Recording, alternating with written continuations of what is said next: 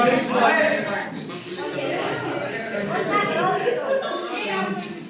all of you please fast सबै निकाल्नु भयो कपीमा हेर्नु कपीमा अन्त अगाडि सके AC current AC through register एउटा रेजिस्टर हैन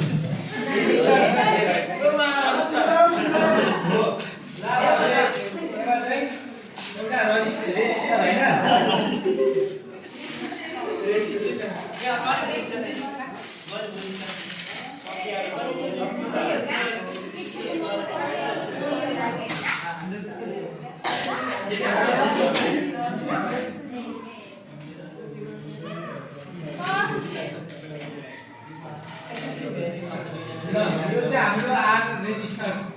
रेजिस्टर हो हैन अब यो चाहिँ यो सिम्बल के छ यो के हो एसी करेन्ट एसी सोर्स हैन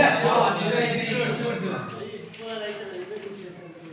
यो चाहिँ एसी करेन्टको चाहिँ सिम्बल सबै थाहा हुनुपर्छ एसी करेन्टको सोर्स हो अनि पछि यहाँ चाहिँ एउटा चाहिँ यहाँ चाहिँ यो चाहिँ एउटा एसी सोर्सले प्रोड्युस गरेको इएमएफ चाहिँ के हो सबैलाई थाहा छ एसी करेन्टले प्रोड्युस गरेको इएमएफ चाहिँ के हो E इक्वल टु इनर साइन ओमेगा t अब हामीले चाहिँ के छ एसी करेन्ट थ्रु रजिस्टर अब यो इएमएफले गर्दा अब इएमएफले गर्दा कस्तो खालको करेन्ट चाहिँ सबैले सुन्नु है यो इएमएफले गर्दा चाहिँ कस्तो खालको करेन्ट एसी करेन्ट कस्तो खालको एसी करेन्ट चाहिँ प्रोड्युस हुन्छ भनेर हामीले अब त्यसको लागि चाहिँ एउटा एसी करेन्ट चाहिँ अब चाहिँ त्यो त अब डिरेक्सन चेन्ज गरिरहेको छ एसी करेन्टले त हैन यसो पछाडि डिरेक्सन चेन्ज गरिरहेको छ तल पनि तलमाथि त्यो गरेर एउटा स्ट्यान्ड अफ टाइम एउटा स्ट्यान्ड अफ टाइममा चाहिँ एउटा स्ट्यान्ड अफ टाइममा एउटा स्ट्यान्ड अफ टाइम एउटा स्ट्यान्ड अफ टाइम भनेको एउटा छोटो समयमा है स्ट्यान्ड अफ टाइममा चाहिँ यो एउटा आई करेन्ट भयो स्ट्यान्ड अफ टाइममा आई करेन्ट हैन स्ट्यान्ड अफ टाइममा एउटा आई करेन्ट यहाँ गयो अनि त्यसलाई चाहिँ रेजिस्टरको पोटेन्शियल डिफरेन्स तपाईलाई के हो थाहा छ नि हाम्रो पोटेन्शियल डिफरेन्स रेजिस्टरमा चाहिँ V इक्वल टु IR अनि यो V लाई के लेख्न सकिन्छ E EMF पनि यो V पोटेन्शियल डिफरेन्स EMF भनेको एउटै हो हैन अनि यो भनेको IR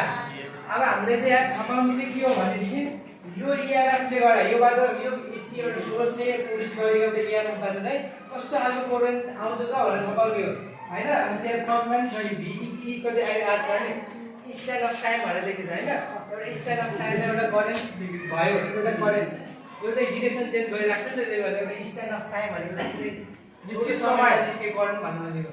अनि फेरि अब हामीले चाहिँ आई कस्तो खालको करेन्ट निस्किन्छ भनेर लेखेको चाहिन्छ नि त त्यो भएर आई चाहिँ यता दियो यो चाहिँ के भयो E बाइ R भयो नि हैन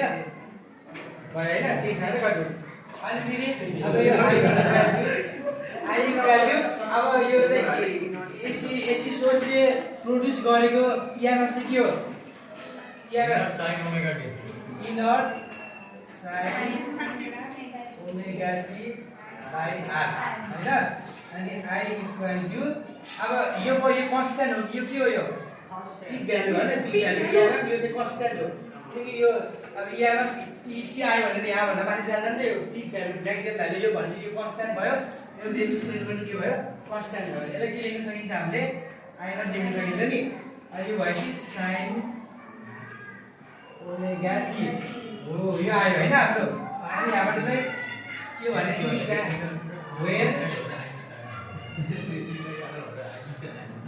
where I not equal to के हो E by R हो के